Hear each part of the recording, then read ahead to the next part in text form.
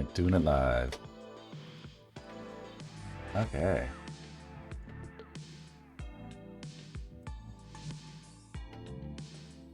Bring in the old project folder into Bridge. And let's get started.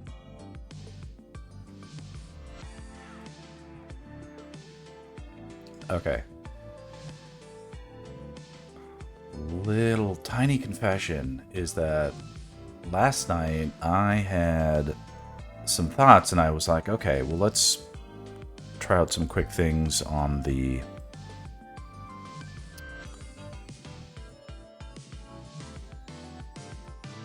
Moblin sketch.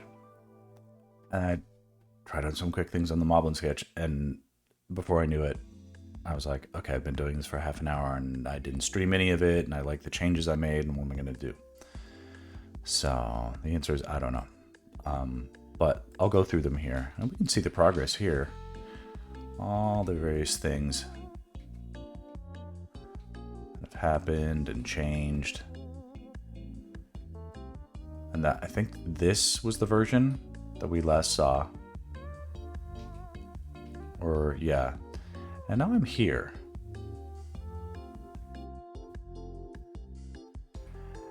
So I've been struggling with something. It's sort of...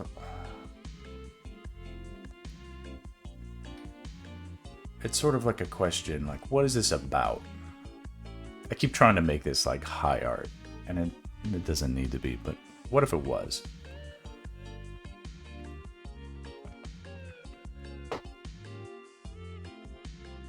Never mind some things that are obviously wrong.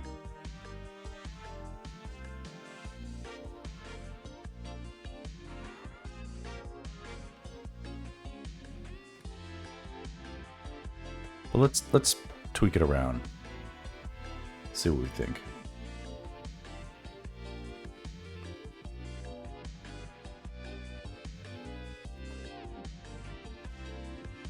And I'm not rushing. There's no rush. No rush to finish anything, but there's now these holes because I moved some things around. And I want to fix that.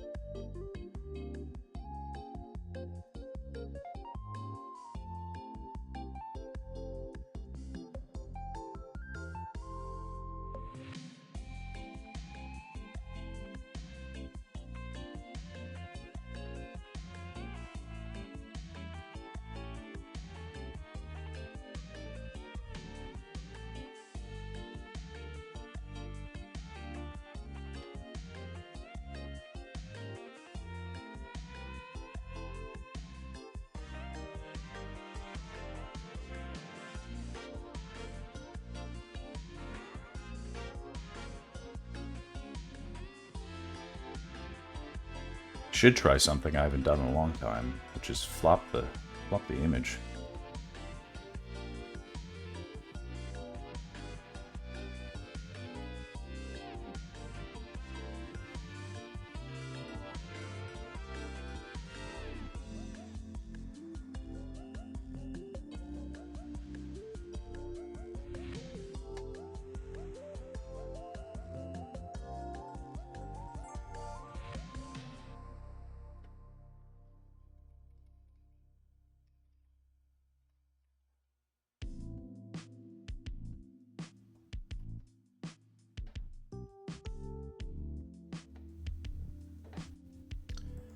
Yeah, I need to nudge it over more.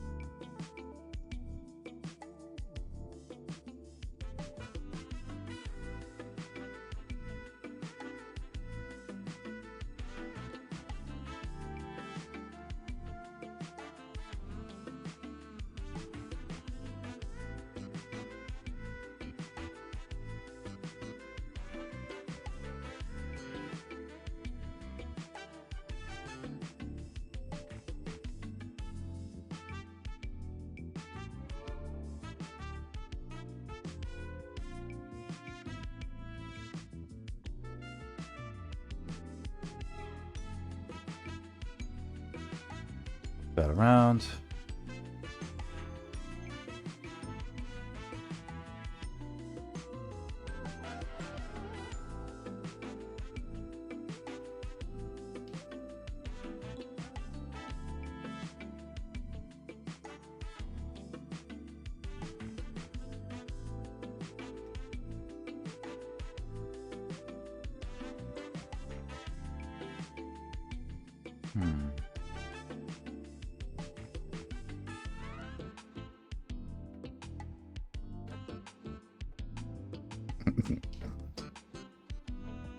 This drawing is frustrating.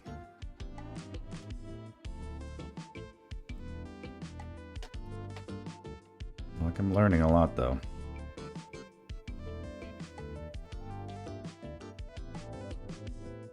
Okay.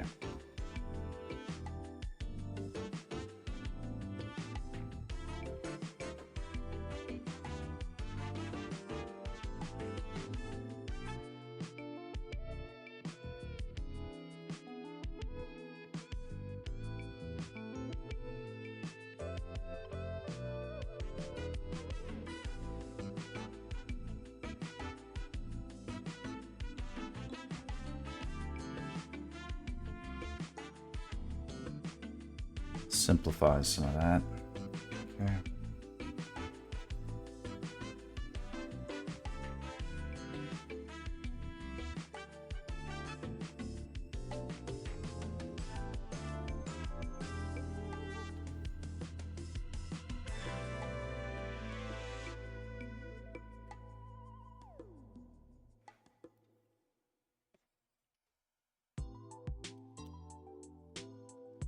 Just fill in some of this stuff.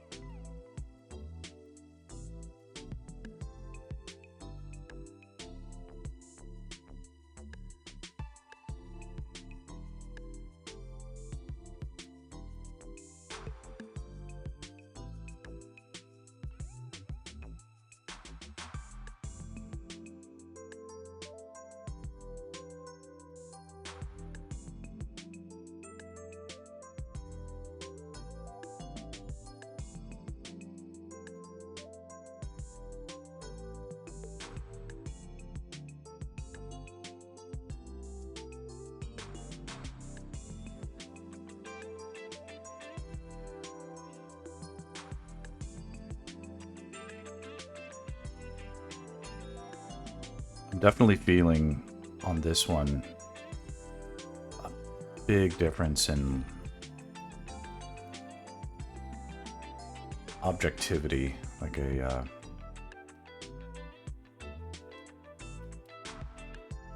it's like, I wonder if I should just throw in the towel a little bit, but there has to be some opportunity to be learning something here.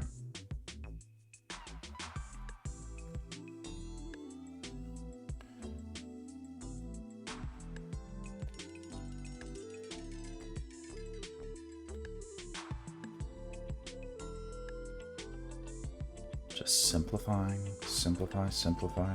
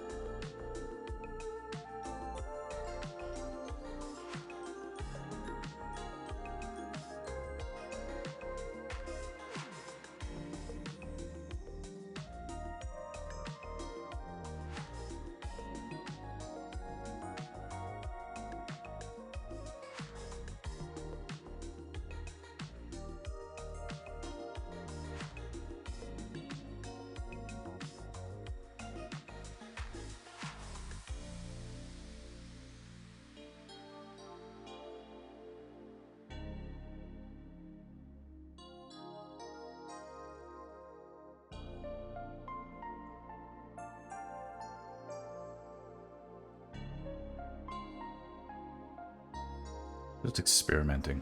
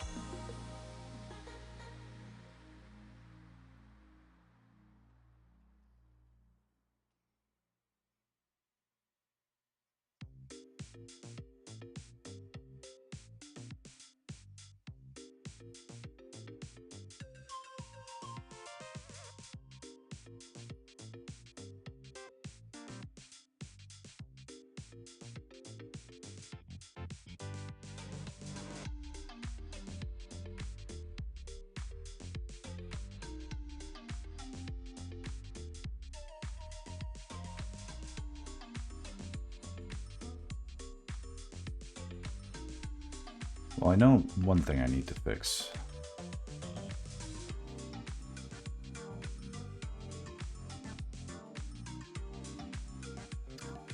Man, I hate when that happens.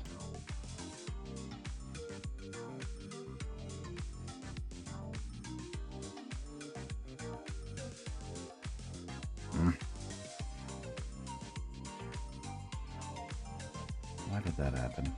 It's a small thing, but it created a little funny outline on the whole drawing.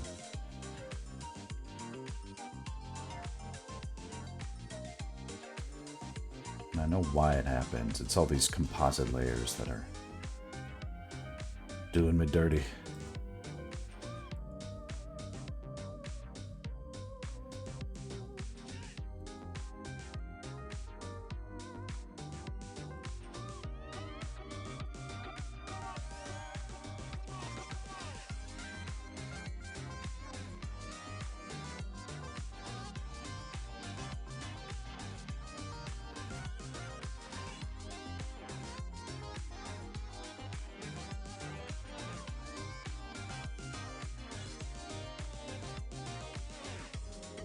Save and open it in Photoshop. Will I have the same effect? Let's see.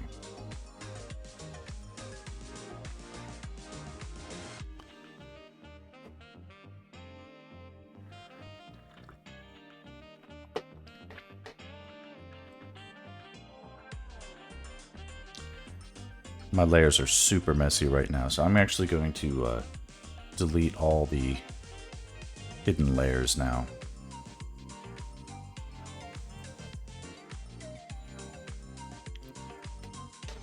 When it lets me. Okay.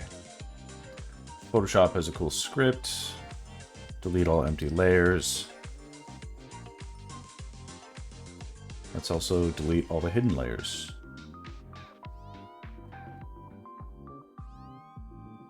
I have that button over here. Delete. I just have it under simplify. Here we go. So if we watch over here, all these turned off layers will just disappear. Now this is much more manageable. Bye-bye, almost.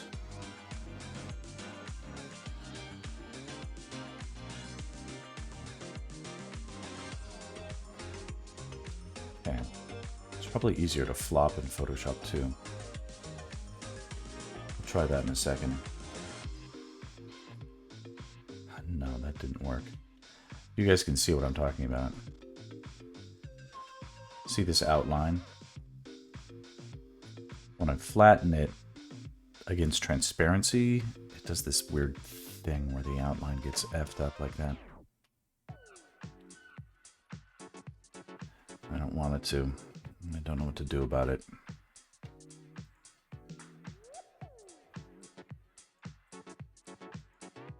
Other than one by one, and I may just have to do this.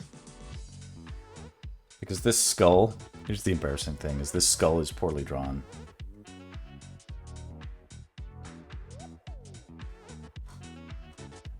It's not that it's poorly drawn, it's poorly positioned. And I desperately need it to not be embarrassingly bad. There's even a discrepancy here, but I'll live with that. But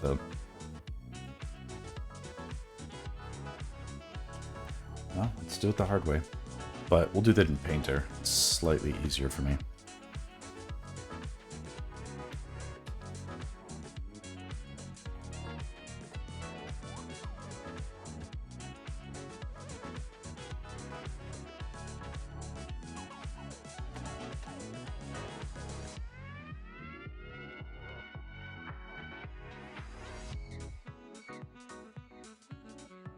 Still, let's muck around a bit.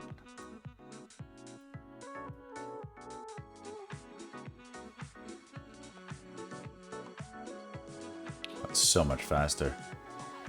This isn't looking that bad.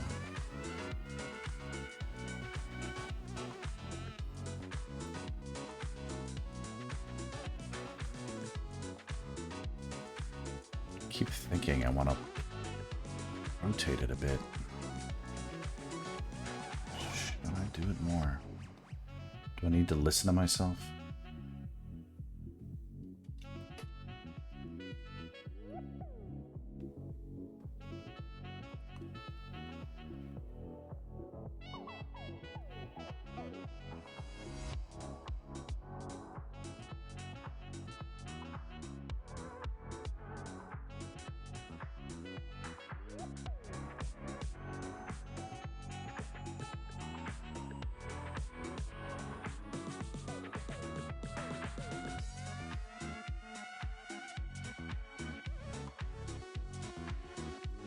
And I need to redraw the Faerie.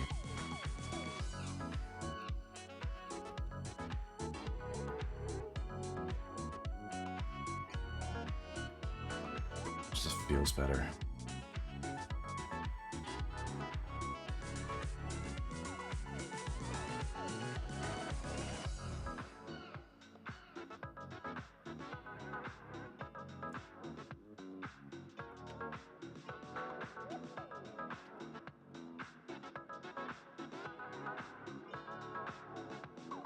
Something substantive happening over here too.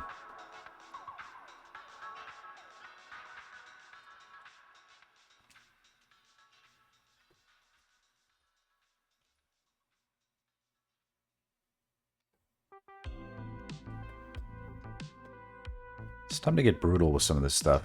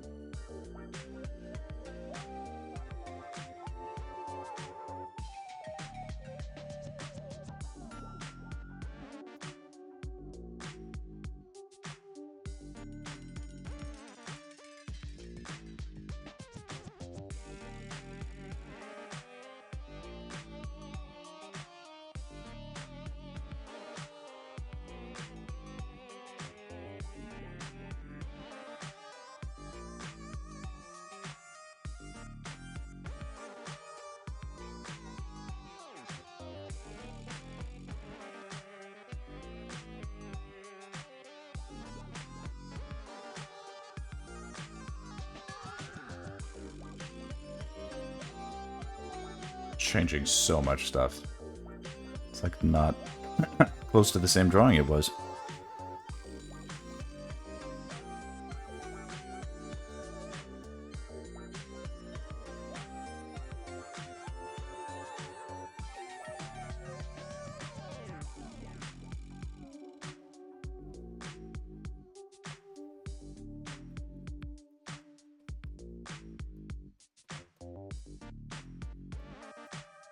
Painting with black now.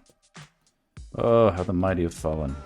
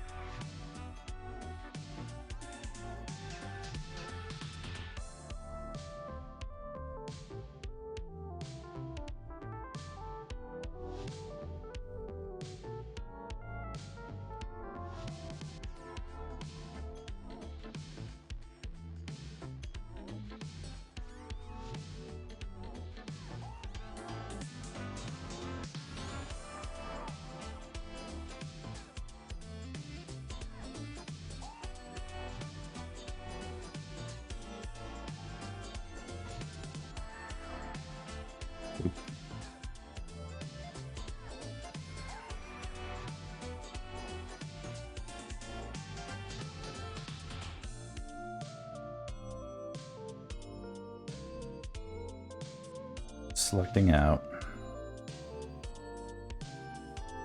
Cutting.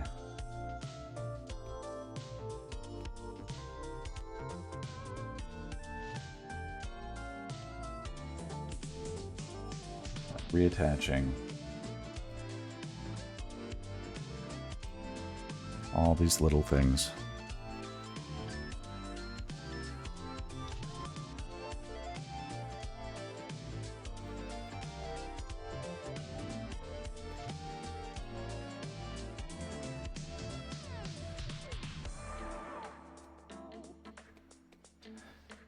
You live by the layer compositing, you die by the layer compositing.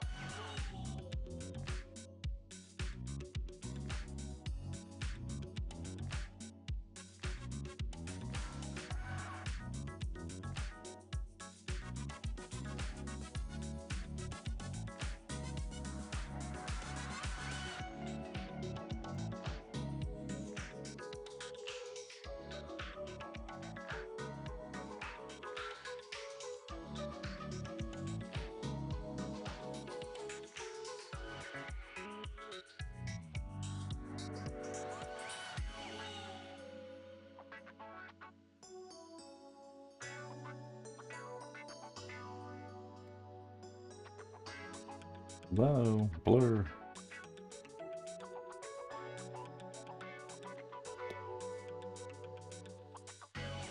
I don't see any effect.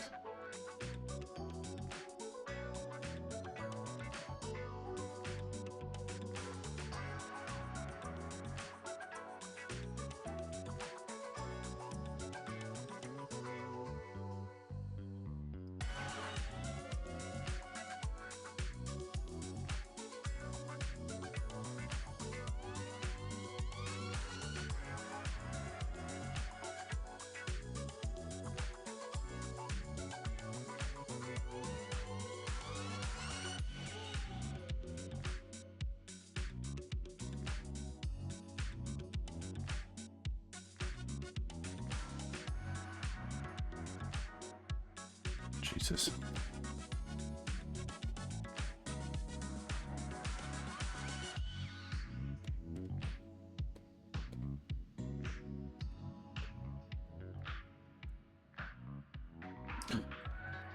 What's that crap?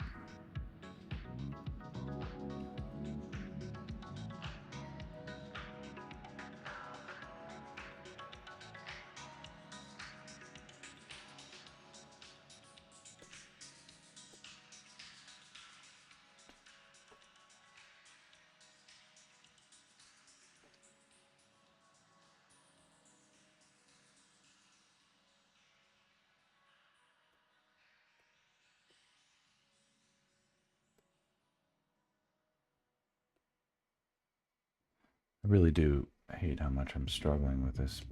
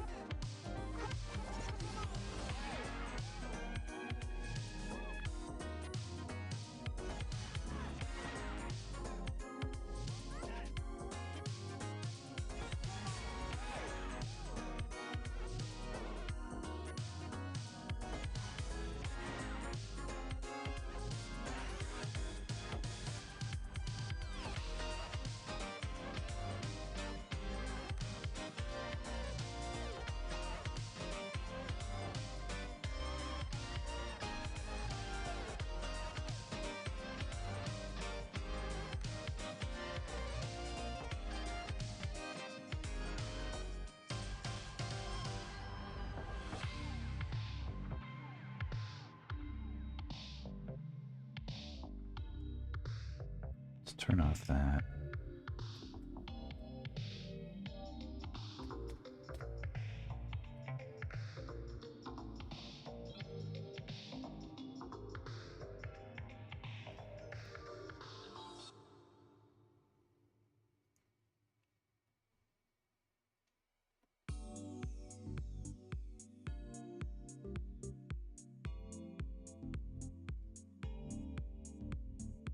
What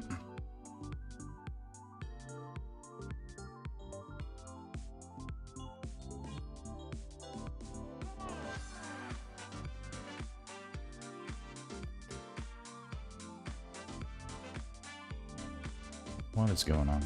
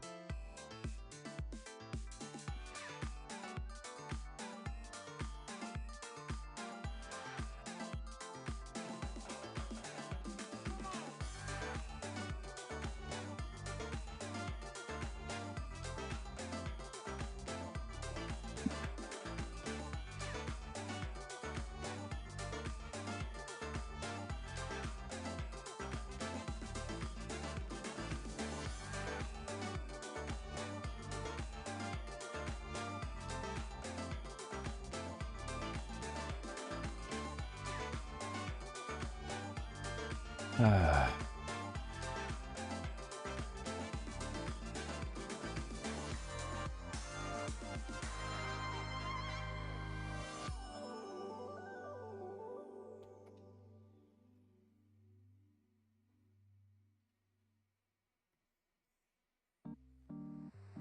The heck?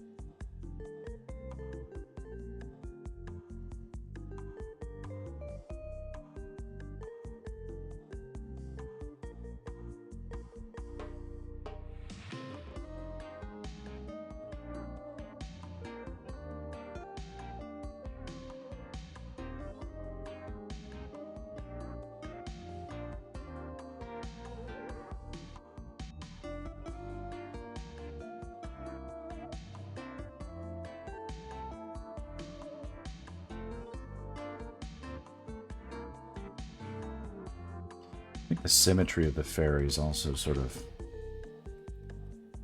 not helping.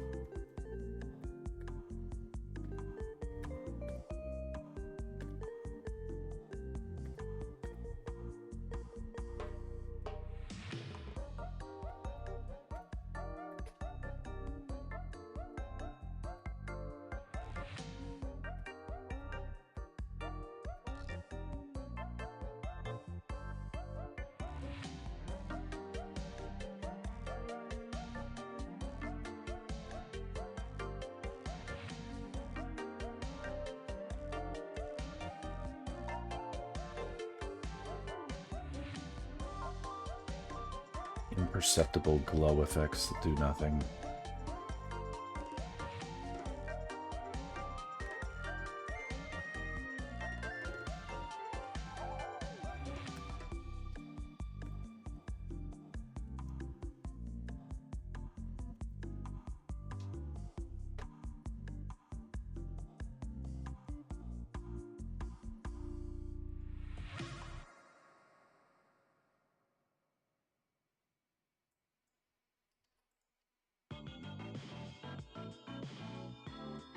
Alright, let's switch up the music a little.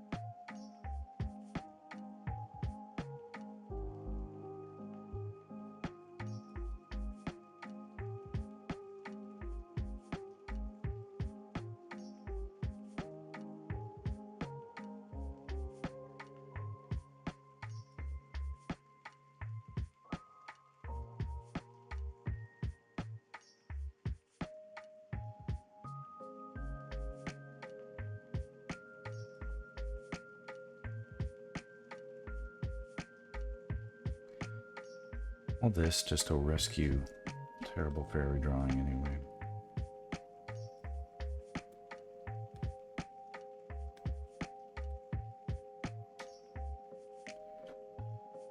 Can do better.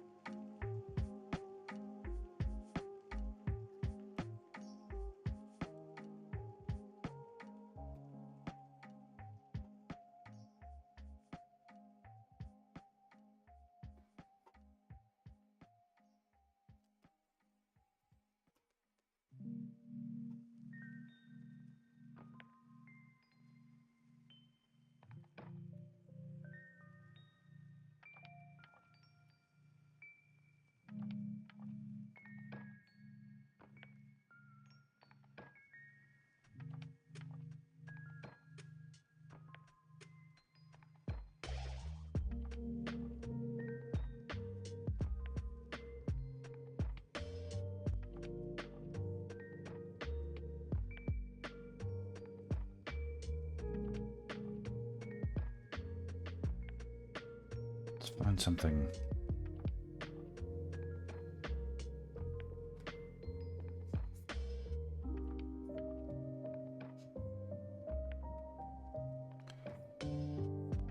Let's find a design that's a little more inspired.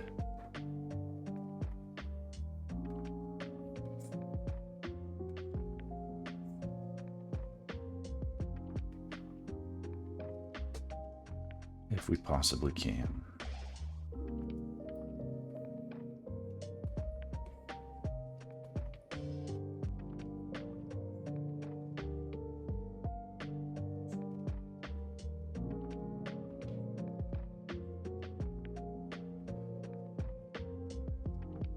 It won't be that much work.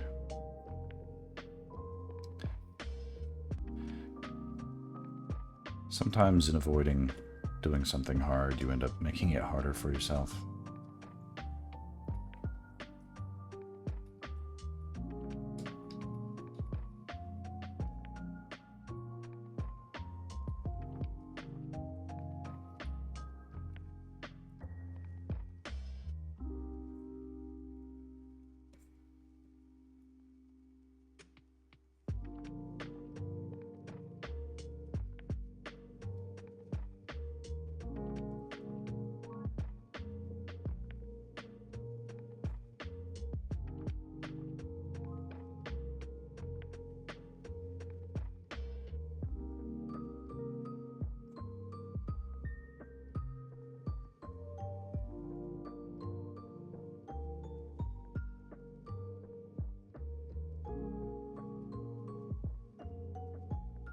Make her curious, not afraid.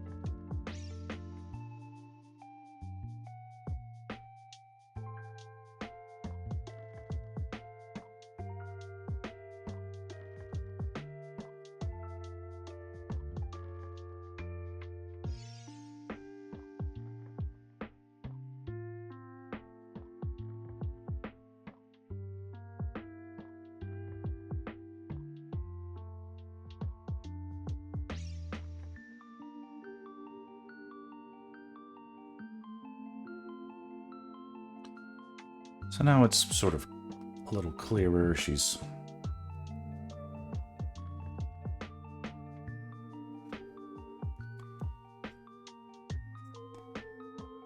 somewhat alighting in a similar pose to the Moblin. Sort of stooped and hunched over.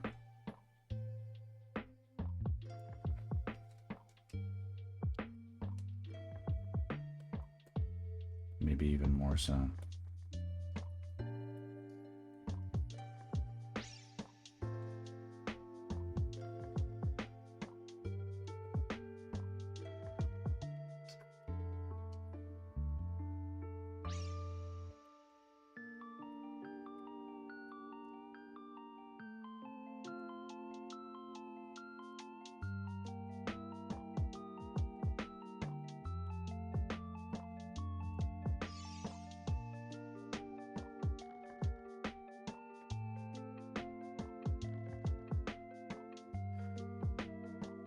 Barely get a read on it, but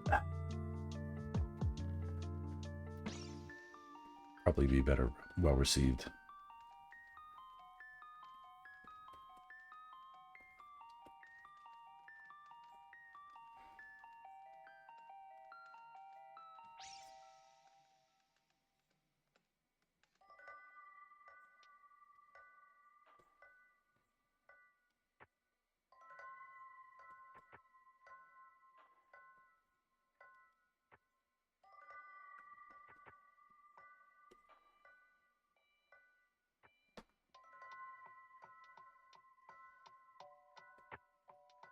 Lest I anger the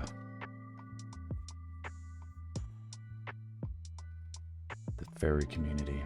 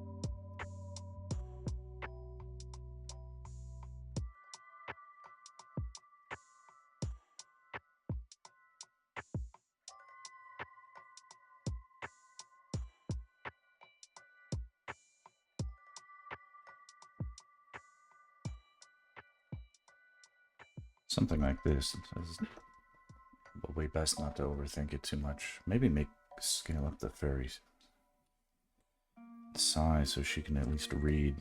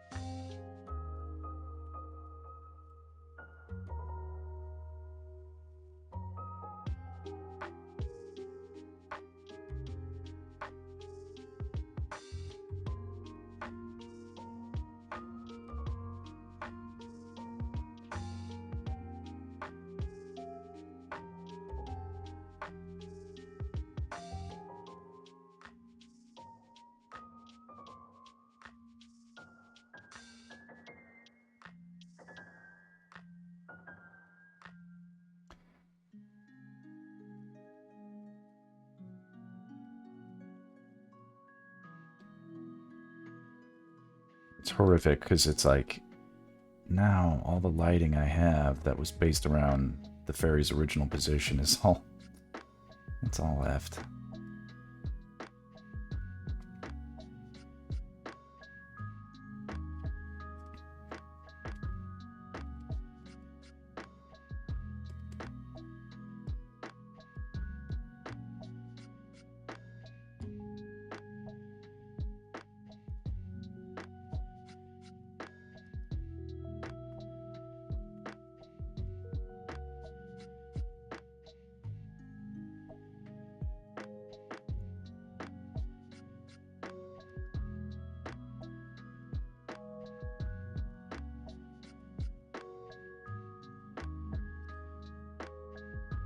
Kind of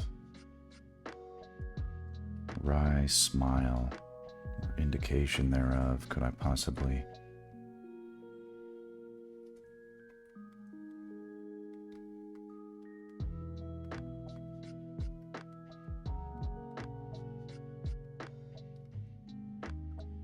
maybe leave it a little ambiguous.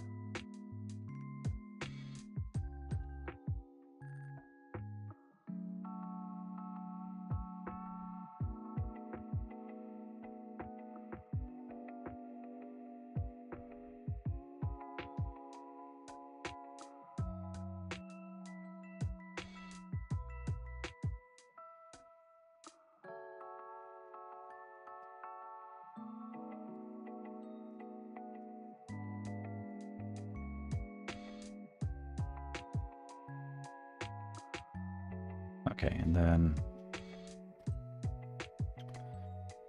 let's see what we can do to get a strong sense of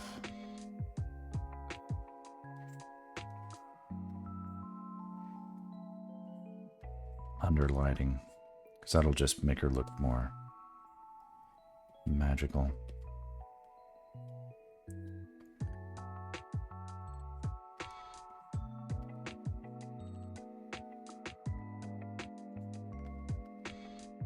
Even on a drawing this big, this is such a small scale for it.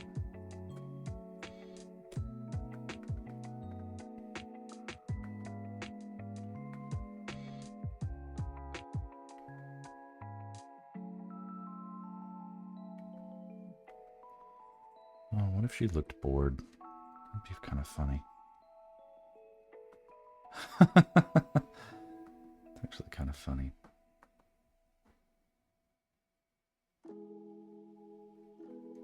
I like that unjuxtaposition.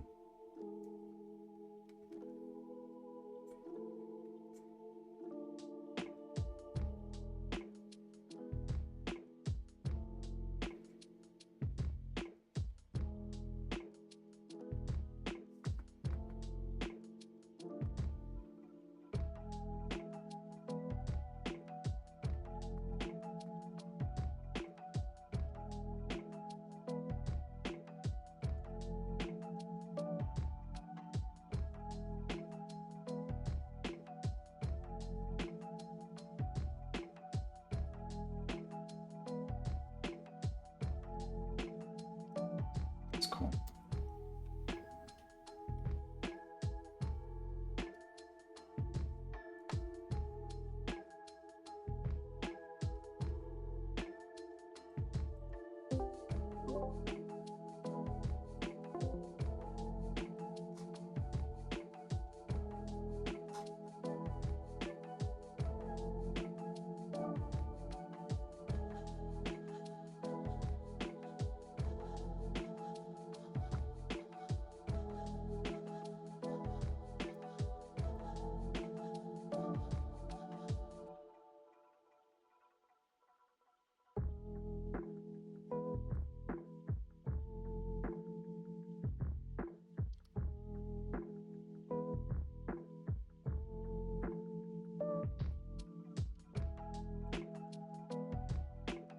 Okay, gotta do something now for the background.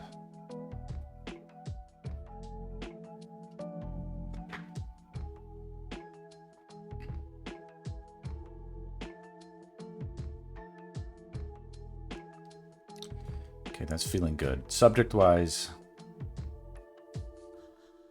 I'm starting to like it. Like what's happening. This one little ball.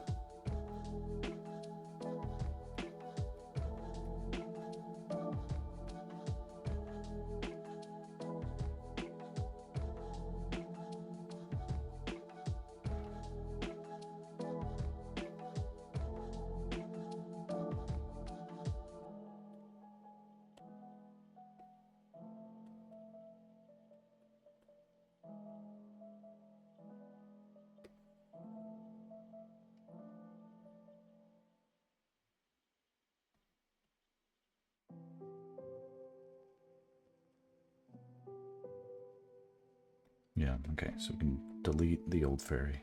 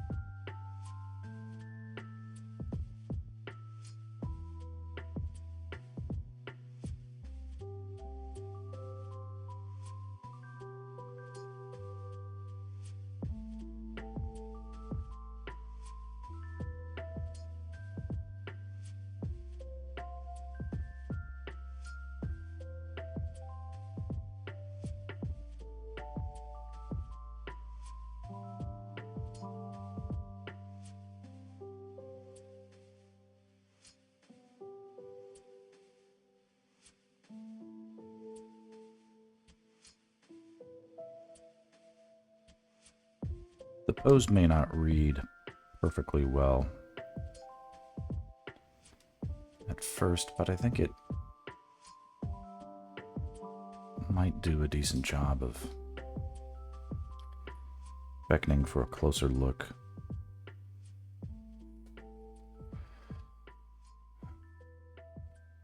Probably all I could ask for.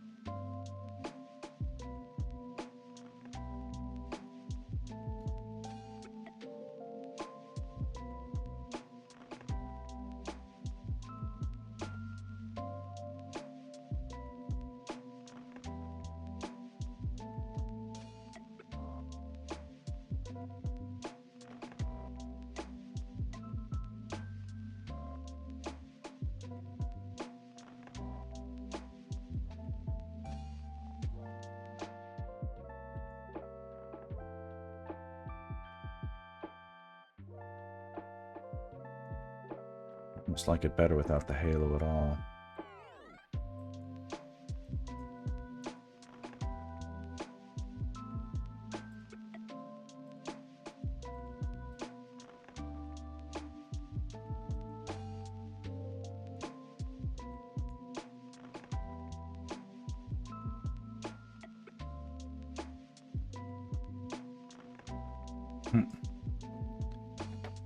Not really even the right shape anymore.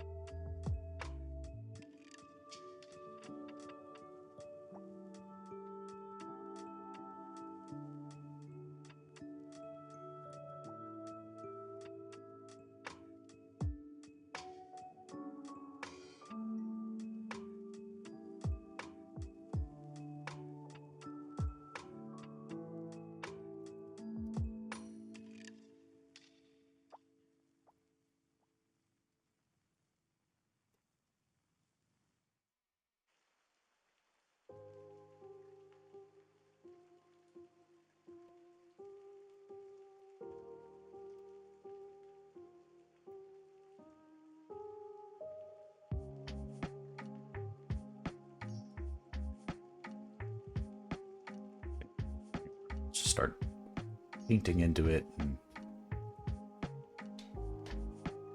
addressing whatever feels like last minute changes and then call it a day.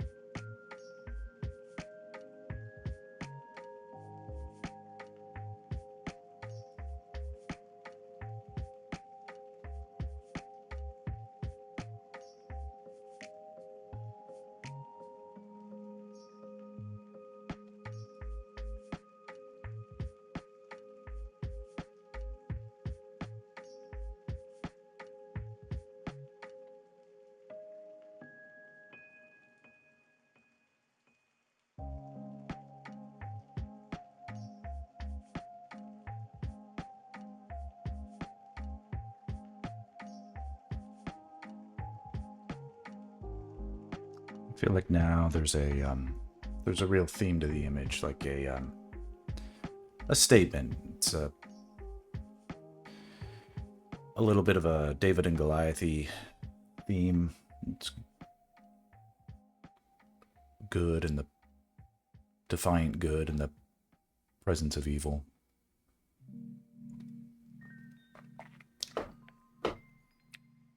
And the lighting's all screwed up now, so that's fun. But it's still, I think it's still potentially pretty good.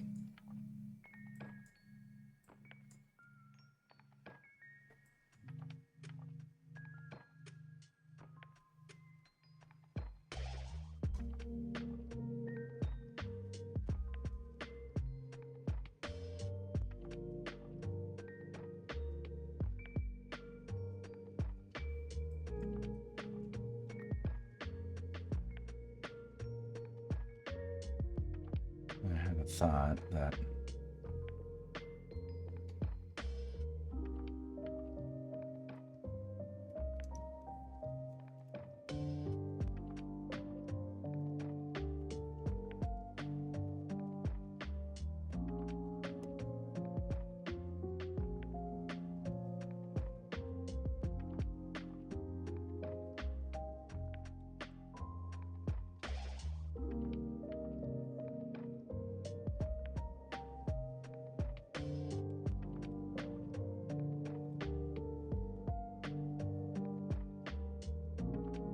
I'm trying to figure out what is causing this little line down here.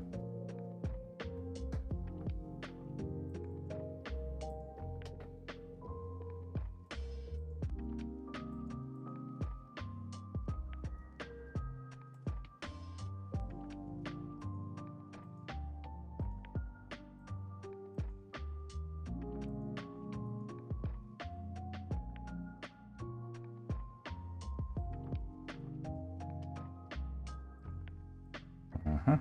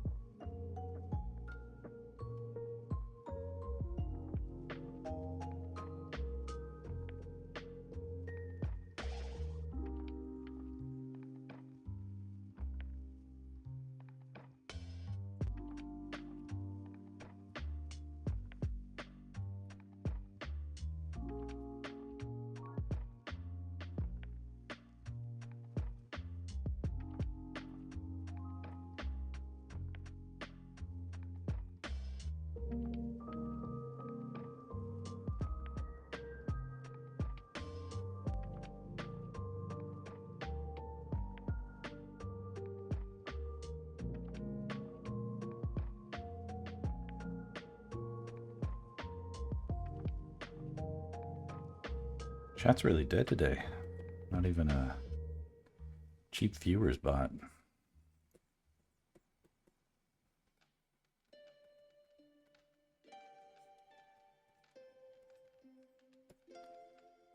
That's okay.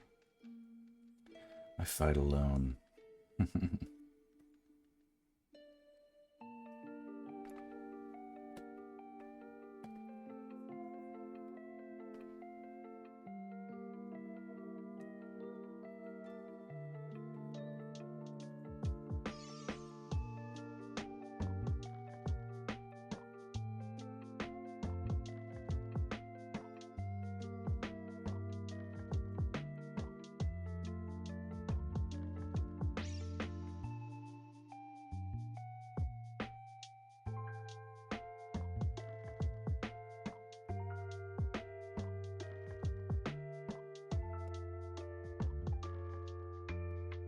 That's a fun way to do a background. Just sort of mistily painted out.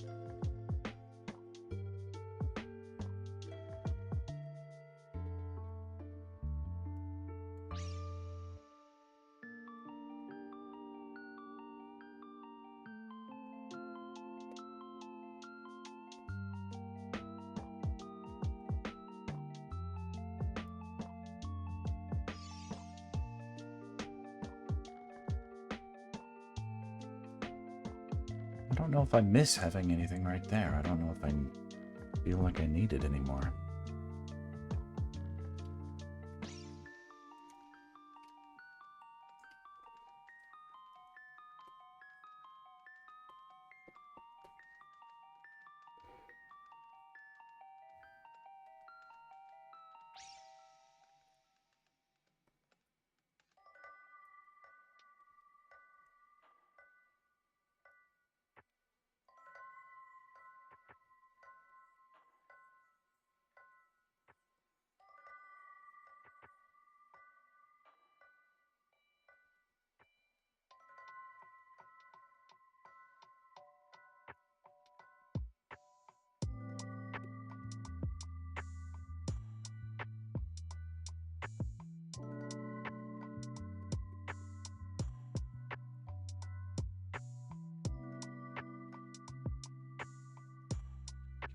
Again.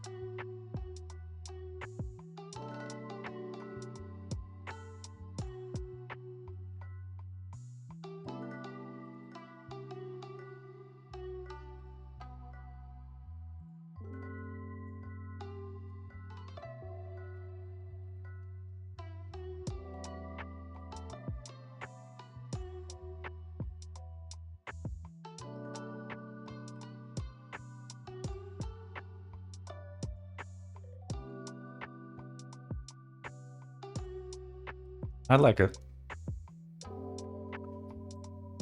Trying to push this one out.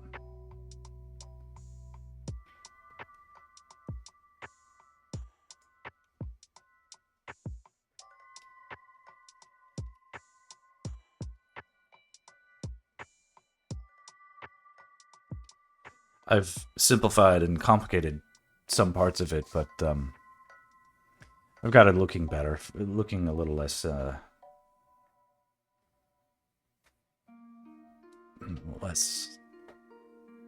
less personally objectionable to indecision and stuff like that. Okay, so the theme. Oh, your Jacobo's art is rating with the party of 3. Oh, that's cool. Someone's rating me. I'm not a good rater of other people because my streams are always interrupted as a finality. You're rating me. I've been rated. Well, I appreciate it. Welcome. I always get confused on how to pronounce. Like it's like historically, Jacobo. Jacobo is I knew a person named Jacobo, so or maybe Jacobo, you know, depending. I forget. It's not that I forget. It's like by the time I'm about done, instead of like properly rating out, it could be. Or do you pronounce it Jacobo? Or is it not your real name and you just picked it up as a moniker?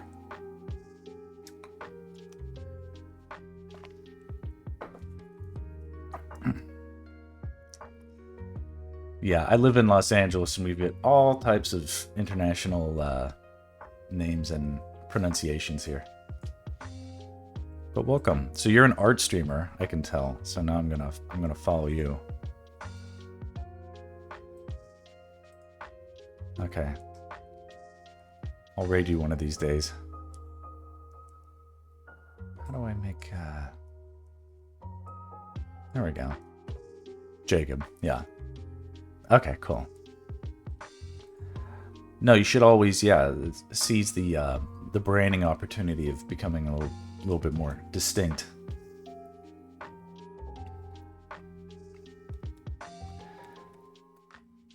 It's Jacob is like fairly, Jacob, okay, but like Jacobo, you're like, wow, Jacobo, that guy, I don't even know him.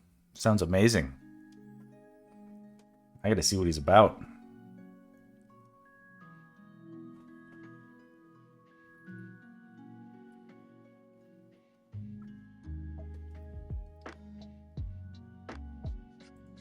I'm just fine-tuning some of these lesser compositional elements.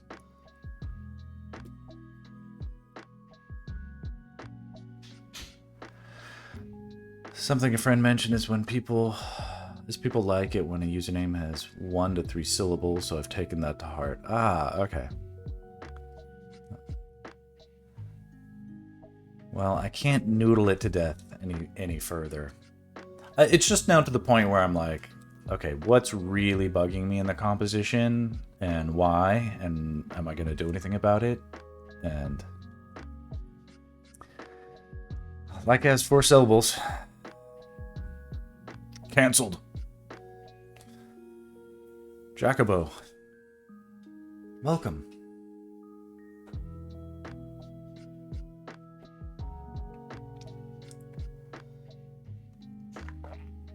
I think it's helpful if, like, you're... It's so over. Okay. One thing... There were tiny things. Because I'm going to post this to Instagram. Jacobo, you should follow me on my Instagram journey. Let's see here. Yep, turn that on. There you go. Voila. Will it be here too? If I click here. Voila. Le social. The and it's well, I had it up forever for like so many streams, and I was like, is this cringe? Somebody else seems to do that. Lol, like that's good. You does Twitter let you do that? Or sorry, Twitch? You let you switch it up like that? So and I repost my VODs to YouTube under @MaxFWD, Max Forward. So, all right, back to the show.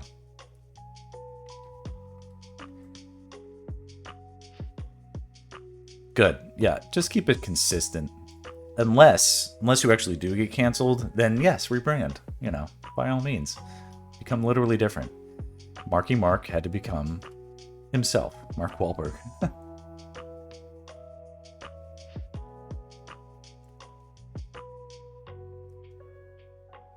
Alright, I do like the various things happening.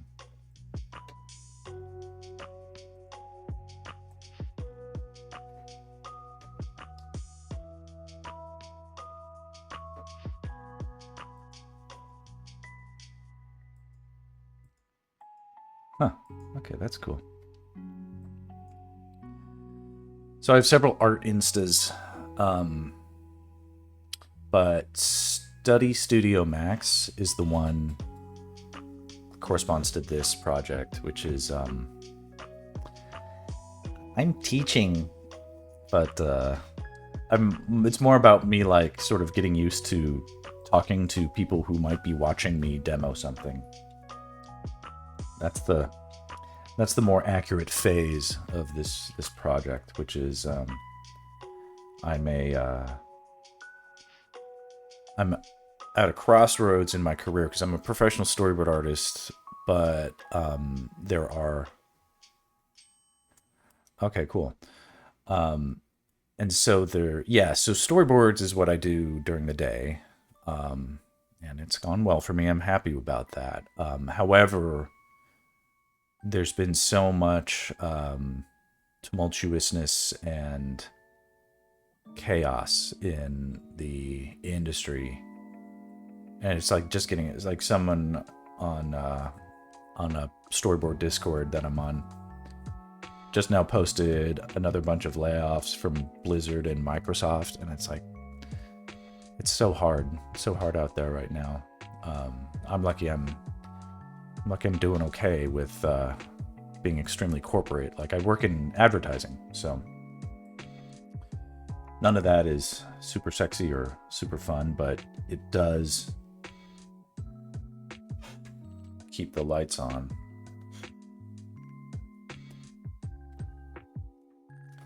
Man, the part of this stage of the art that I don't love is where I'm compromising my own, all the techniques I espouse are compromised with all the shortcuts I'm forced to take as opposed to doing things the hard way.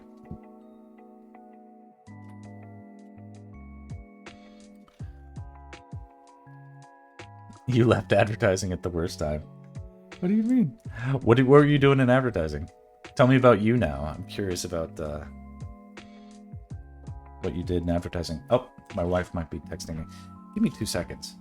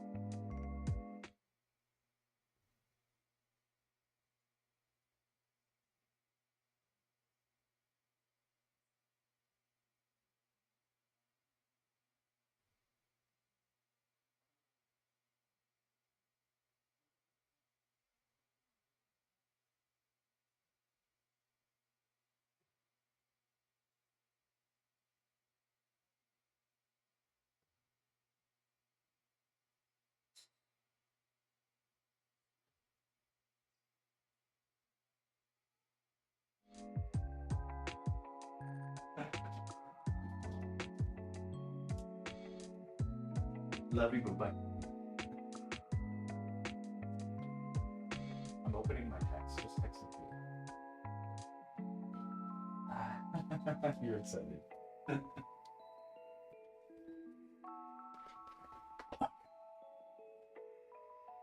All right. Jacobo's Art says, I did more training vids for a while, then I got a gig in advertising doing odd jobs like editing and design and such. I was offered a full-time job, but decided, nah, I don't want to be stuck in a corporate job for another half decade. I want to work in entertainment, and that was before the strikes. That's, I mean, it's really tumultuous in advertising, despite there's a lot of grass is greener effect, probably. But you shouldn't... It's like no guarantees out there. Even like the top people that I know are seriously grumbling. People you think would never ever be short of opportunities or work are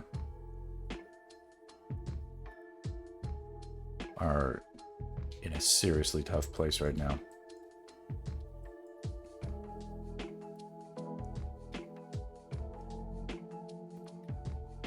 There's no guarantee in any jobs these days. No, there's nothing that feels like a sure bet.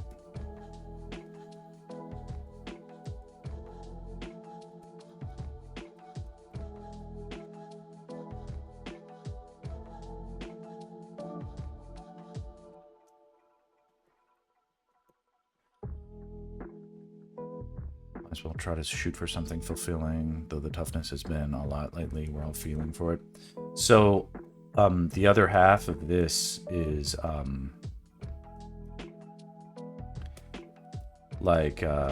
this was for me. I had a really long run being a storyboard artist on the Apex Legends, video game trailers. If you're familiar with the title, the quite popular video game, battle royale video game that came up during the pandemic, and I didn't do the early storyboards like the first few seasons that everybody loves those. I did the later ones, which people are like, these are mid. I'm like, go fuck yourself. But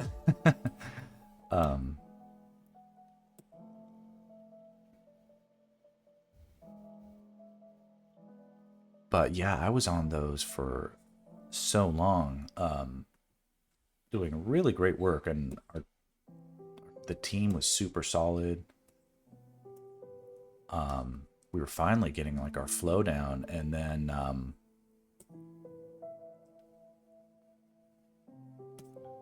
they let me go, and it was, now I'm a freelancer, so it's like I'm like a day player. Like, they don't, like, I get booked and then I'm not booked, and that's it. It's you know, like a artistic day laborer. But do you play Apex? I'm just curious, because I have 1,000 drawings I could show you. But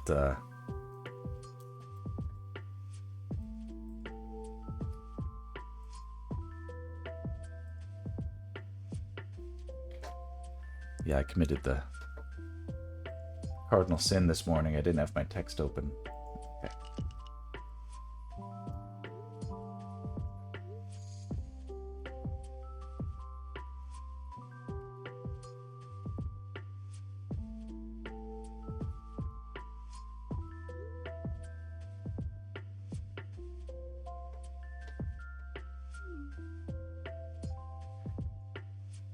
Apex is not without its player controversies with they keep fiddling. I mean, for good or for worse, they don't leave it alone. So this is finally looking good to me. Finally feels like it's like about something.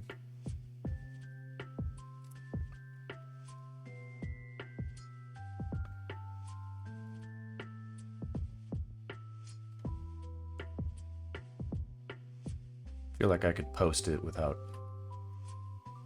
hating myself in an instant. What I'm going to do is I'm going to take it into... let me show you some Apex stuff. Fun little diversion. Dark flecks in the foreground. Yeah, all right. Dark flecks in the foreground.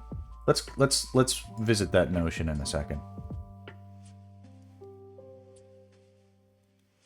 Oh, good. I like that you are inferring that, like, he might be... It was more like, in this case, it's sort of like he is... if you're familiar with... like, do you watch Zelda? Do you play Zelda or anything like that?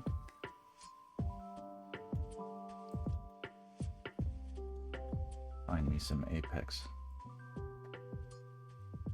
Okay, cool. So, you may be curious. Like, I've posted this. This is like, I'm trying to get a bunch of sketches to like this level of finish. Lots of different, and I'm also working on this. This has got a lot of stuff going on in it. Oop. A bit of a clumsy navigator.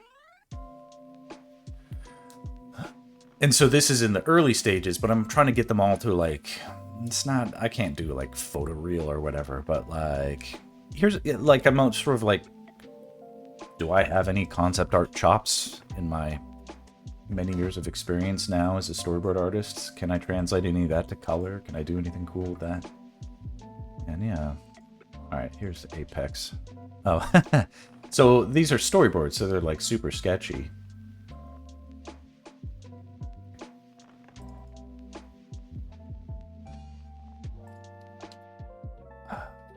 If I step through here, you can see them blasting each other. Smashing things with... Yeah, so this is straight out of the trailer that was a couple months ago. It was the first-person point of view trailer.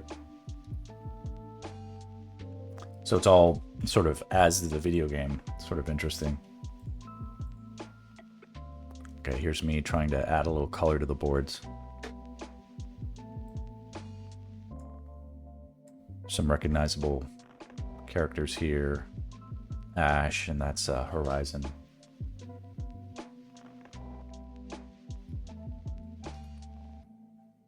You know, I'm lucky if they give me enough time to make something look as good as that. What else might there be? Oh, and this is funny. Void is coming out of a teleportation and stabs the shit out of... what's his name? Noxious. It's the guy with the gas canisters. Stabs, twirls the blade, puts it away, and then we get a nice crotch shot of Mirage. He's like, ah, so beautiful. Yeah.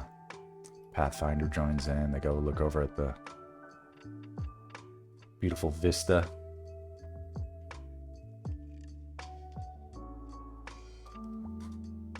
I boarded that whole spot by myself.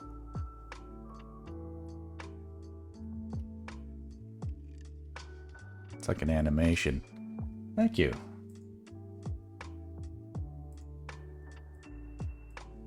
That kind of bothers me. I'm like, yo, what's the deal? How come you're not gonna bring me back for another season or whatever? Because I did like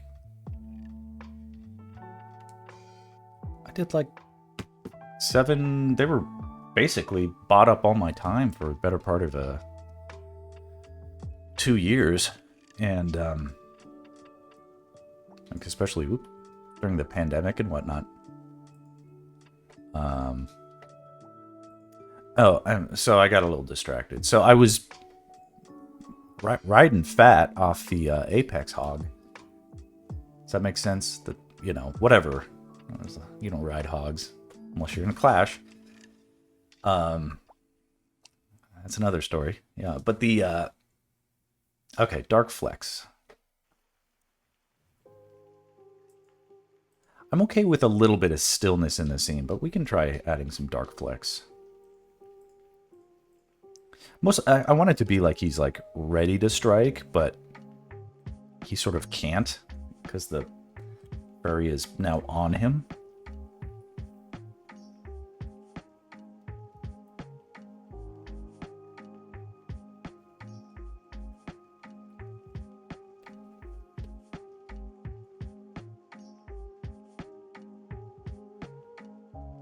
It was internal restructuring.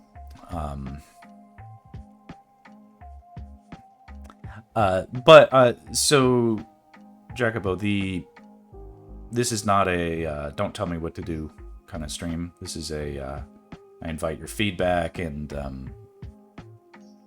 you know, we'll probe you for. I will probe you for your opinion, if you're willing to give it on stuff. That said, this has been probably one of the hardest pieces I've ever worked on in my life, just because of the many changes that it underwent. And I'll show you some of this stuff. Because it started out, it was like this, starting out. There was a whole other figure in the background. The Faerie was much smaller, and it really was more about like action, like the Faerie trying to evade these two characters. I started lighting it and doing all this cool stuff. And all this looks cool. Like, I don't look at it and I think of like, wow, all that is bad. You know, good thing I got rid of it. It's like, it's a shame I couldn't make it work the way I wanted it to. But as I was going through it and realizing I needed to get things just a little bit more clarified, I'll go all the way back down to the bottom now. To where now I feel like it's about something specific now. It's about the defiance of good in the face of powerful evil. So, you know, Faerie representing, you know, the light forces versus the dark, and it's clearly about just one thing and not a bunch of other distracting, unimportant and confusing separate details.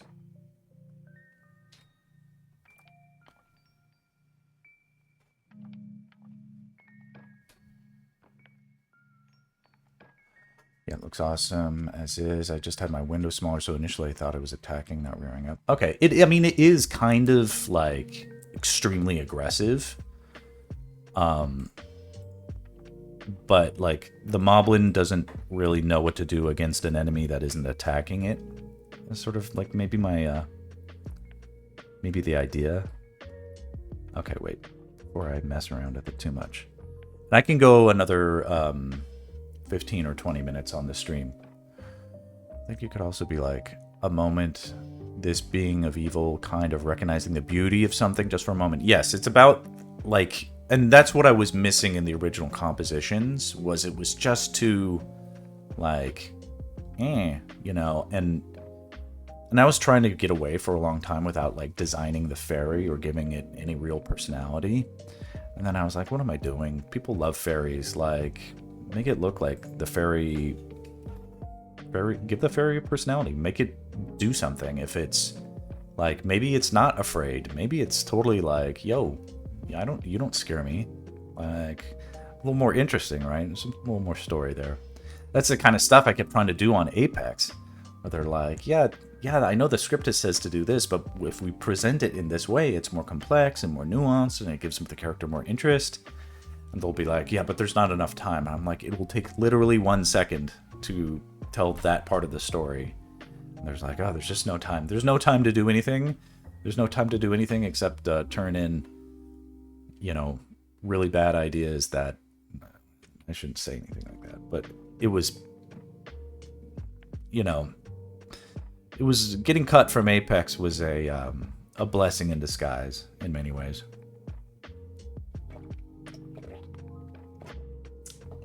But what happened is normally, like, put down one project and the phone is ringing, I'm on the next one. In fact, I was like, throughout Apex, I was like, sorry, I'm not available. All that kind of shtick. Apex ended and I was like, cool, well, just sit back, wait for the phone to ring. And it wouldn't ring for like a month. And it's never happened to me in like 20 years. And like, I didn't know what happened. I thought I got canceled. I was like, what are these allegations? And there were no allegations. There's just like nothing going on. I have no comment on the Apex stuff. I think that's a very complicated and nuanced situation, what they have happening at all levels in video games, and it's not just at EA and Respawn.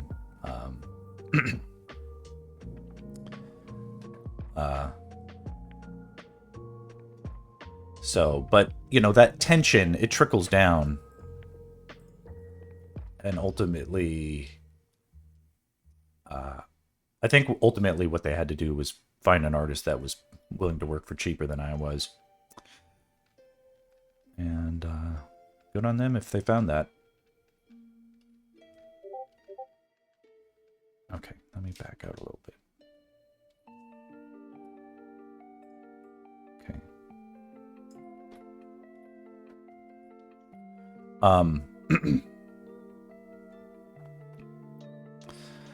When even the industry vets aren't getting calls, you know the industry's bad. Yeah, I mean, you kind of have to be like the go-to guy or gal, go-to person, in order to be extremely solid these days. Or like really versatile. It's a lot of really good people out there finding it hard to make the same way. And it's like, and now that like everything is in another part of this is that our new post-COVID studio environment is studio-less, which means that like the normal paths to get into things for younger artists, like I haven't seen a junior artist in the flesh in, well, when was COVID? 4 or 5 years. And this used to be like, companies didn't actually set this up on purpose, but it used to be a natural side effect of the studio system, is that you would have longtime veterans juxtaposed with up-and-comers. And in whatever inefficient downtime there would be on a project, or even like a dead day, you had these opportunities where networking and social and educational soft contacts are made, and that there's no opportunity for that equivalent now, with everything being so distributed and work from home. Yeah, I mean, it used to be 1 or 2 nights a week I would stay a little later, because on site or whatever, because a younger person would say like, hey, let me pick your brain about blah blah blah, or what do you think about getting into this, or what are your tips on storyboarding, or whatever. And I was more than happy to placate my own ego by pretending I knew what I was doing, and passing on a little bit of skill. And now there isn't anything equivalent to that that I'm aware of, other than, I don't know, I don't know how, if I started again today, I don't know how I would begin to get back to where I am. And that's really weird. There's like no path right now. Yeah, I don't mind working from home. I've done it almost my whole career, but there's nothing like being in a studio surrounded by everyone working towards a common goal. Yeah, it was sort of energizing for me to work on a team. Like, it was normal for me to work from home for a long time and for many years. Eventually, I got to like a place where I'd be working on secretive projects, like for Apple commercials and whatnot. And they don't want you working from home. They want you working in a dimly lit room, locked in there with a bunch of other freelancers, cranking shit out. Since that was the case, it was then became normalized for me to go on site, and there I would actually make friends and do things like that. I'm a freelancer workaholic.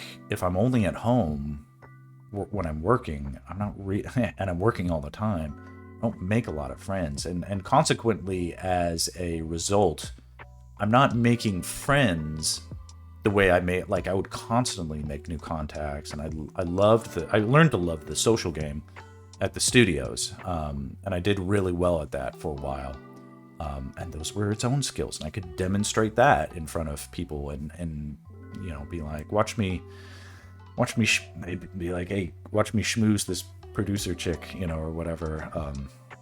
Not that I would ever do such a thing, but I could, if I was so inclined, because those sorts of soft skills aren't trivial. That's super important for longevity in a career, is being someone whom people want to work with.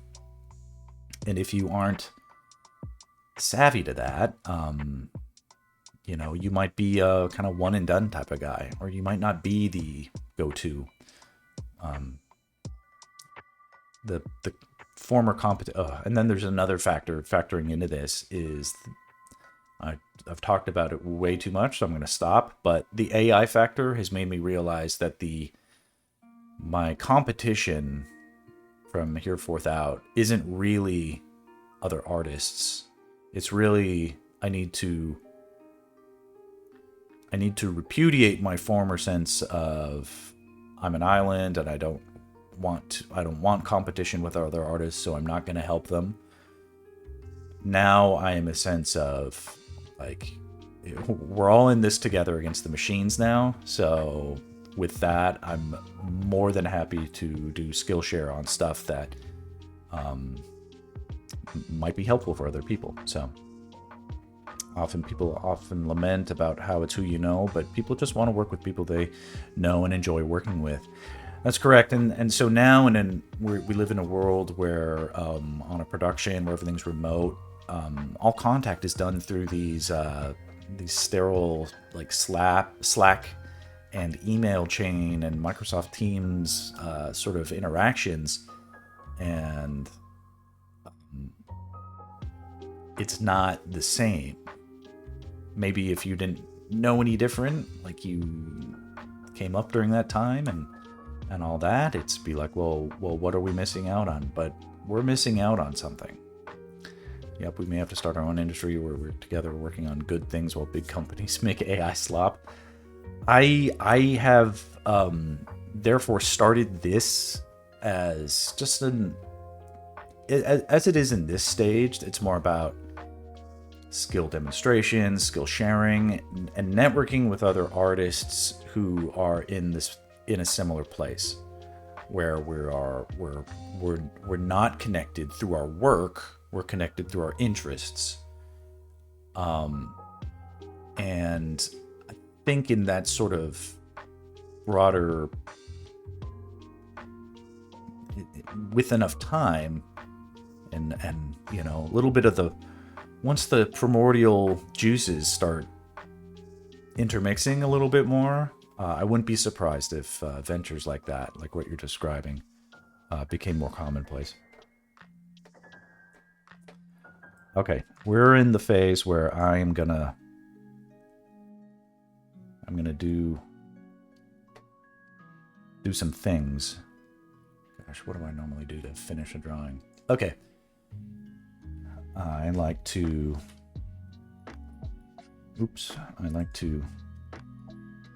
fiddle with some of the layer modes. Double check my work a little bit. So this is kind of cool. Like if you copy an image and paste it on top of itself, you can reuse all the same information and sort of double down with different layer modes.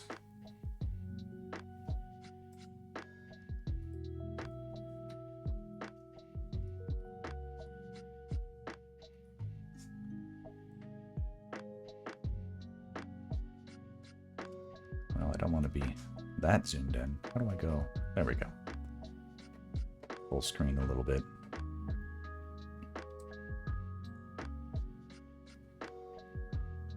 And when I look up here, I'm looking at the it's sort of a thumbnail version in the OBS, and it's on a much shittier monitor, which is important because I want to know what it looks like on a bad monitor, not just a perfect monitor. Even though my monitor here isn't perfect, most people's monitors aren't great. So if it can look good on a bad monitor,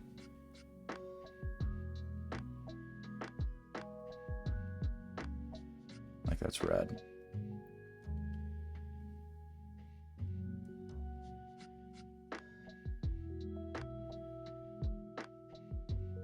That's too much. Was that color dodge? Obviously, it obliterates the whole effect of the Faerie, which we don't want.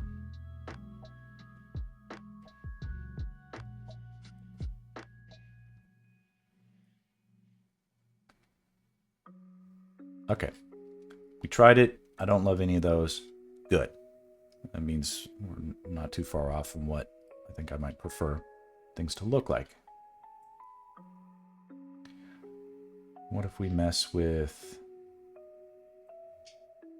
some of the hue, saturation, and brightness? This is always crazy, but let's see. Whoa. Still looks good in black and white. That's a good sign.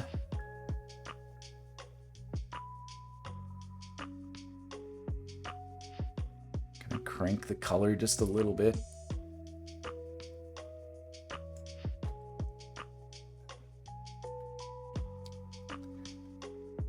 You got to do it for the gram, right? That's something to consider.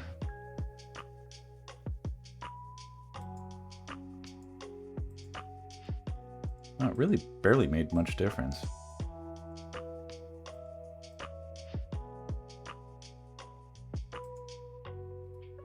I don't mind it though.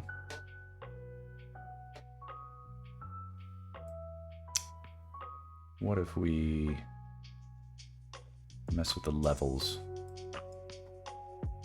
Nice dark image.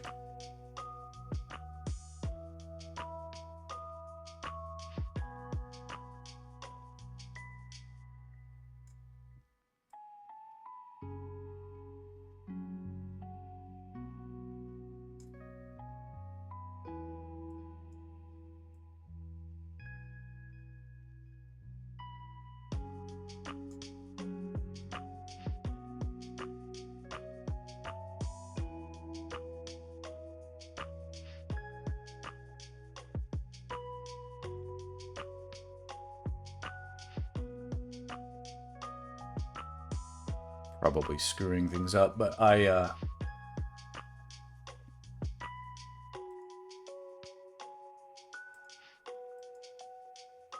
no, I like it better like that. So that's good. No, it's not really auto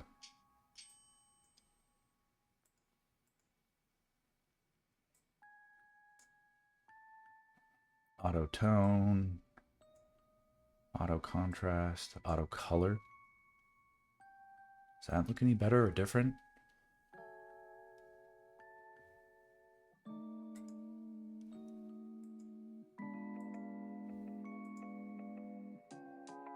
Yeah, I don't feel like that appreciably nudges things too much in any direction that I find to be vastly an improvement.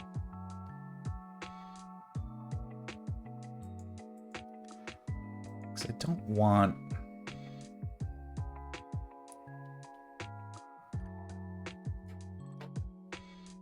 let's see here.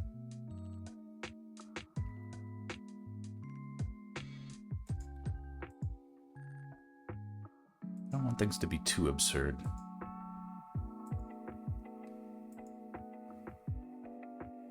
Then again, the Zelda aesthetic is very colorful, so maybe I'll split the difference a little bit.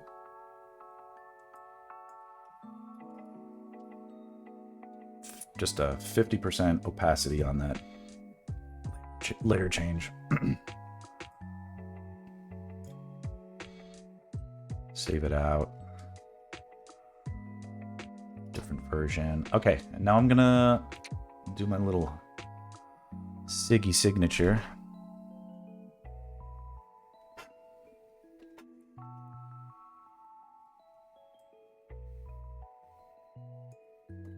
That's...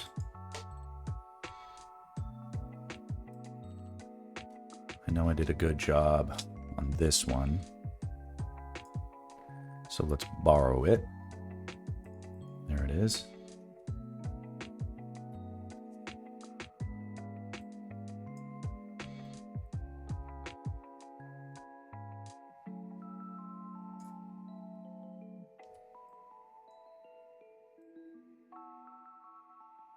We'll change the color of it.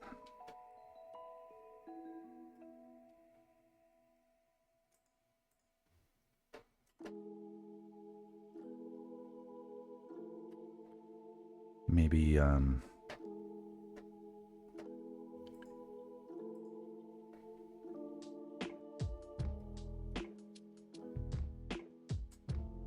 color shift it to...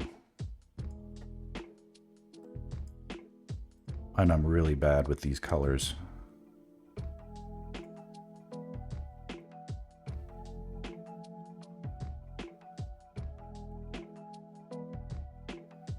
Or blue. Bluish.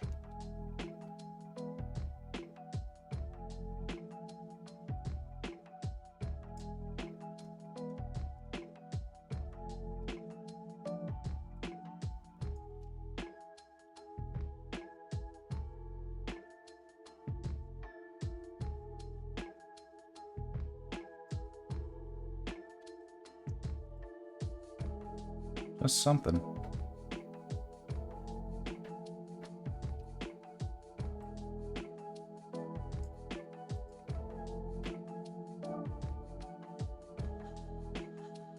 Cool.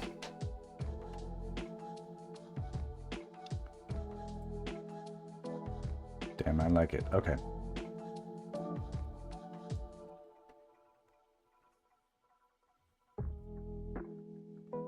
Wait a second. What is this?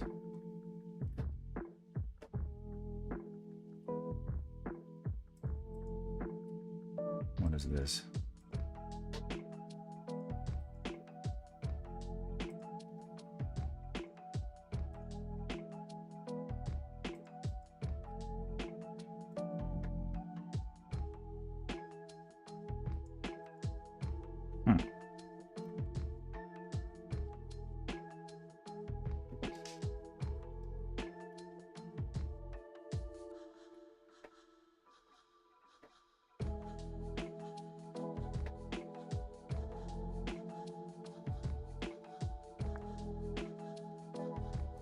Okay. Oh, this one was hard fought. I hope the others don't have to be as tricky. I don't know if I'll ever love this one, but it's finally to a point where I think I'm okay.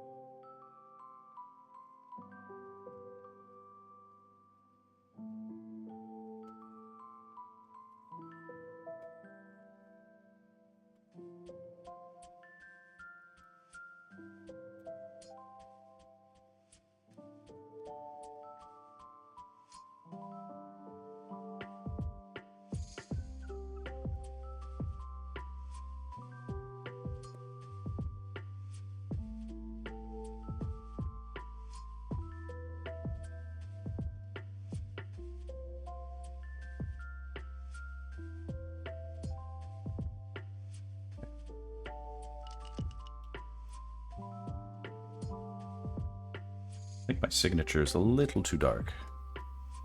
There we go.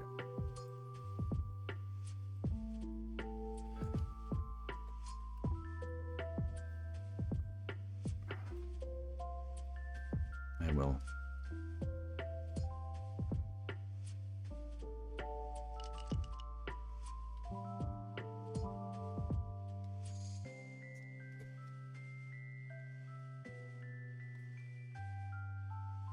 Perhaps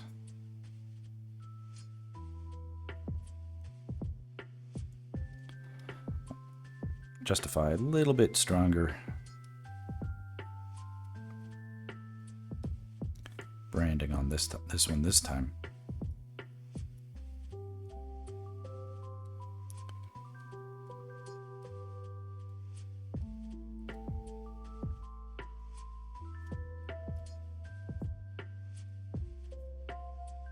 When I came up, it was early mid 2000s, and I distinguished myself by having a website and drawing digitally. That was all an artist needed to do to be new and sexy in the early 2000s. Have a website, draw digitally, and I posted available for hire ads on Craigslist, of all places, which would seem like, how could you possibly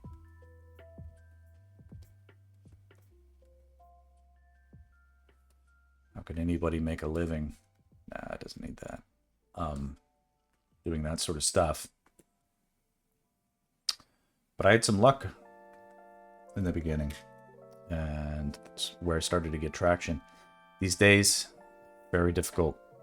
I can't imagine, like I draw and sketch really well, and I can barely get any kind of traction on social media, or when I try, I get busy with actual work and I can't really stick with it.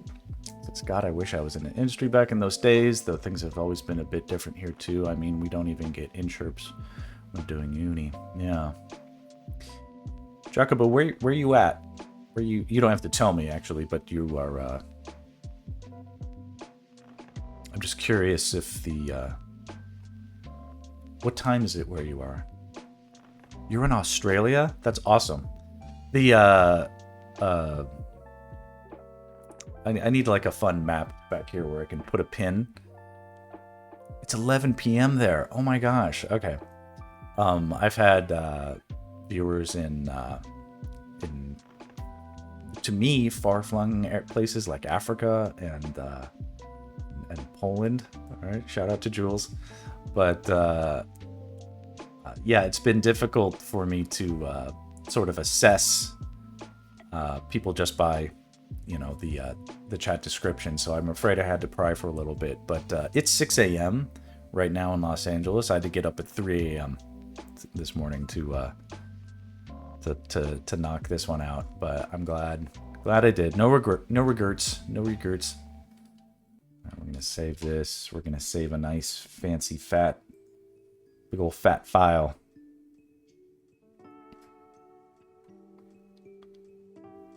And then I'm gonna do the best part of streaming, yes.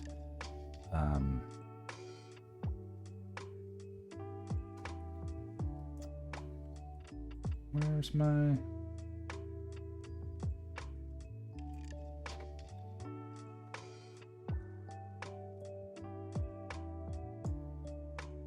Okay.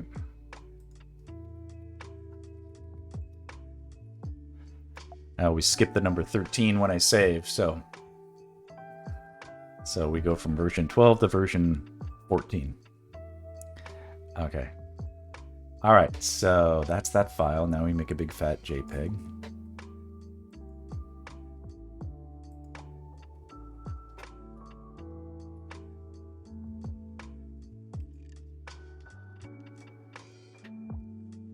Biggest file possible. And I'll post it to Instagram. I can do it now. Why not?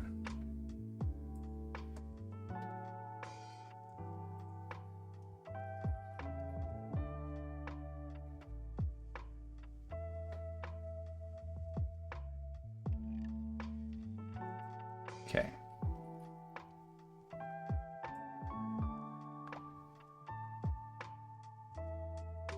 We'll do things here.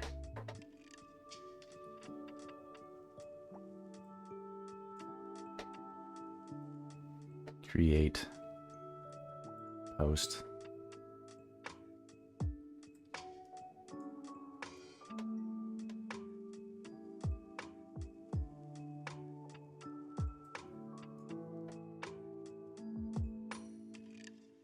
Here we go. Get this. Ugh, what are you doing to me? No cropping. 16 by 9. There we go.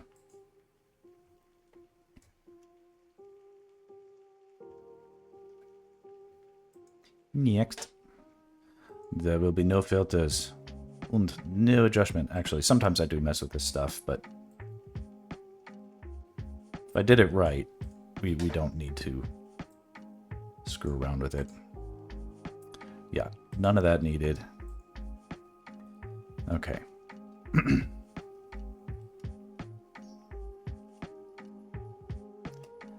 Faerie v. Moblin.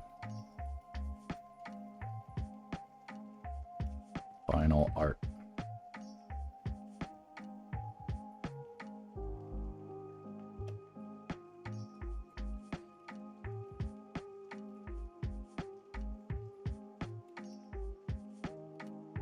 It was a hard one. I had to make a lot of adjustments from the original sketch. Edit out the Armos entirely. And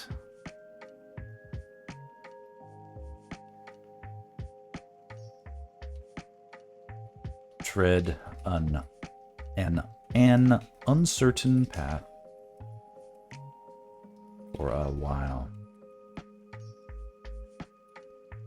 But I think I've come to a composition now that resonates a bit with the greater theme of this project.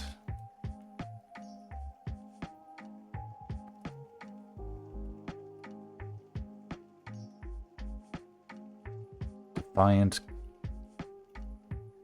good.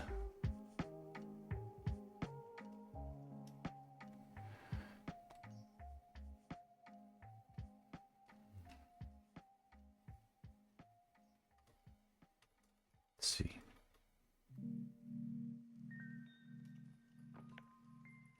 The good, defiant in the face of evil.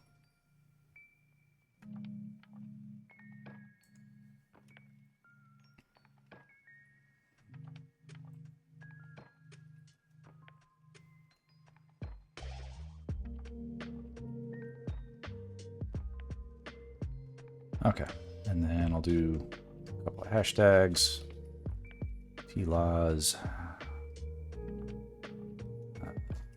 Legend, Zelda,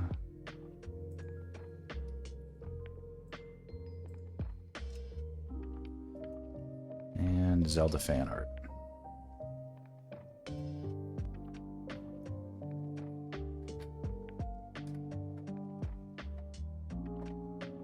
Okay.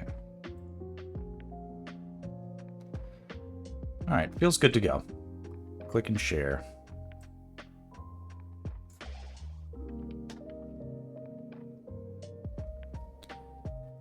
All right, I was hoping I would knock that out in like 15 minutes and then work on that other sketch that that I had been hyping up. Like this one is the next on deck, and you see I've got some progress on it already.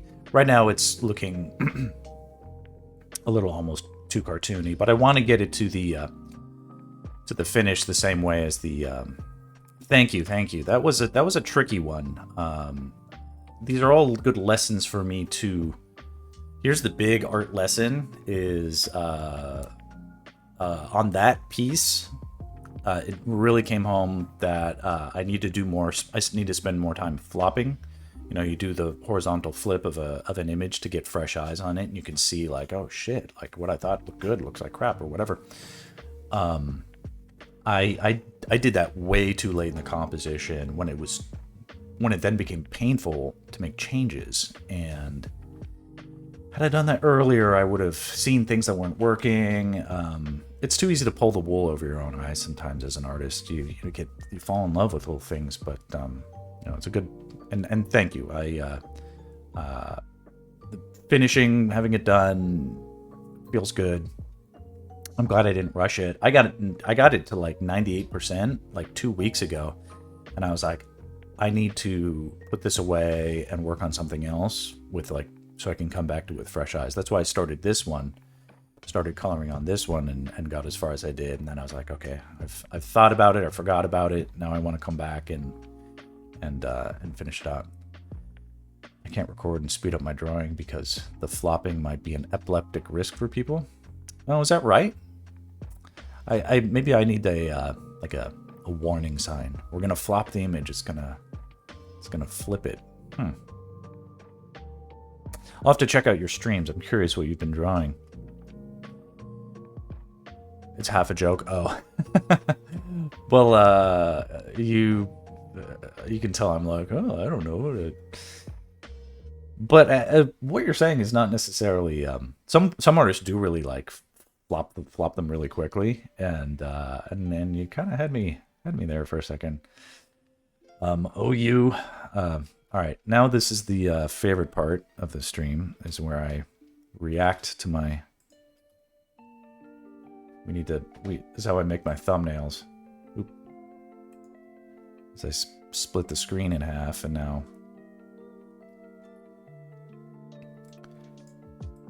I like react to it, so...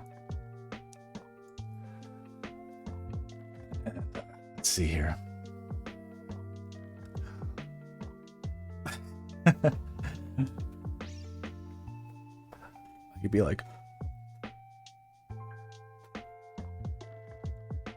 do you know what I mean? Like the you see all these like crazy stupid thumbnails on YouTube, I'm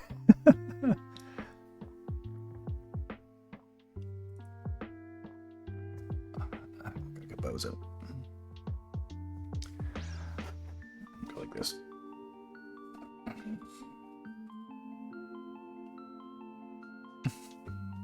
All right, some goofy options in there. Maybe next time I'll stream. Jacobo, the chances of me streaming later today are actually quite high because I'm on call for a project that is technically, it's sort of been approved. But they have me on call just in case it gets effed up. Like the CEO says, "You're all fired. Start over. You're all unhired and fired, and now no, do it right this time." That could happen today. So it could be either a really hard day or a really easy day for me. And if it's an easy one, I'll stream. And when I stream, I will start it off by, because I've thought this would be good fodder anyway for the stream, is to show how I make the thumbnail. And it's just a fairly quick process in Photoshop, and I do it as like purposely as cringe as possible, so that you know, I don't know, so it gathers eyeballs, but also makes people laugh. So, all right, so that'll be it. Is there a ongoing? Is there a? Let's see here. I should get back into this practice. Twitch. I want to raid people to something else. Hold on. No. No one wants to hear you. Ooh, that bad language. Let's see here. Mika Muse. This person's at the top of my feed. What does she do? What do they do? I love this. Nope, they are playing commercials. I don't like that. Nuzo Kara. Yes. They're not on, right? You're offline. Everybody's offline right now. Raphael Arp. Is this art? Like to finish the render, but This looks good. Okay, let's raid in. How do I do this? Raid. Right? I type it in here, right?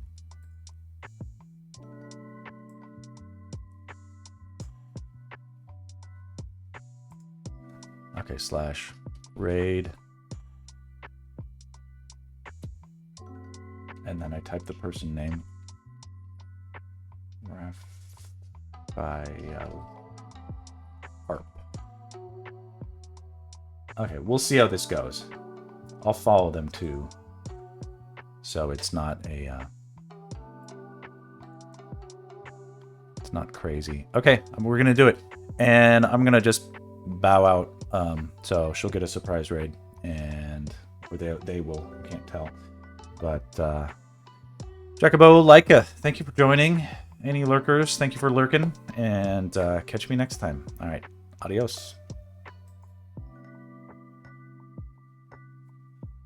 Peace out.